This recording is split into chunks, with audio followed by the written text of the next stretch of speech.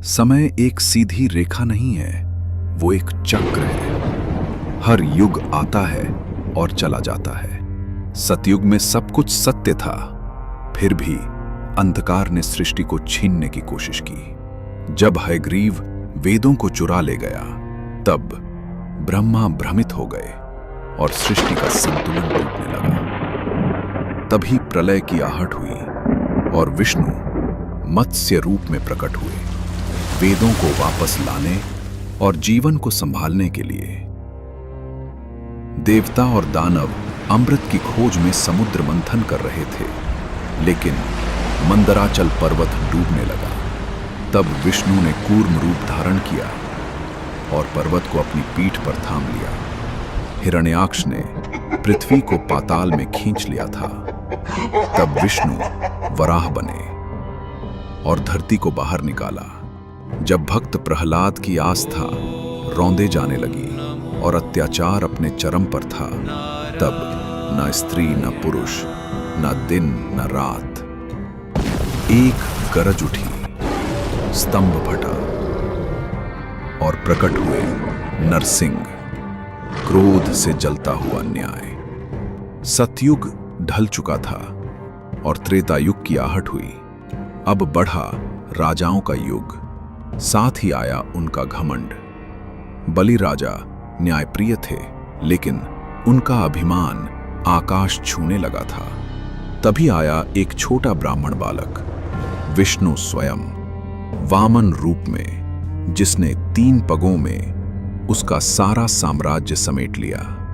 जब क्षत्रियों ने अपना धर्म बुला दिया, तब उठी एक चिंगारी, परशुराम, ऋषि लेकिन योद्धा, जिन्होंने अन्याय को शस्त्र से उत्तर दिया। त्रेता युग में जब धर्म का अर्थ सिर्फ विजय और युद्ध बनने लगा, तब प्रकट हुए श्री राम। वे नायक नहीं, बल्कि मर्यादा के जीते जागते स्वरूप थे। राम ने सिखाया, धर्म का मार्ग प्रेम, त्याग और करुणा से होकर गुजरता है। त्रेता का सूर्य ढल गया, द्वापर का भ्रम शुरू हुआ, जहां धर्म बंटने लगा और युद्ध की आहट बढ़ने लगी। द्वापर के सबसे रहस्यमयी क्षणों में प्रकट हुए श्री कृष्ण, आकर्षक, बुद्धिमान और कालातीत। युद्ध के बीच उन्होंने अर्जुन को दिया गीता का ज्ञान, एक ऐसा संदेश जो आज भी आत्मा को दिशा देता है। जब हर दिशा से शोर आने लगा, तब एक मौन गूंजा। बुद्ध रूप में विष्णु ने आकर सिखाया, शांति भीतर है, न कि बाहर की लड़ाइयों में। अब शुरू होता है कलयुग, जहां भ्रम है, लालच है और सत्य सबसे कठिन रास्ता बन चुका है। जब चेतना भी सो जाएगी और अंधकार हर दिशा को घेर लेगा, तब विष्णु कल की रूप में लौटेंगे, अंतिम आशा बनकर।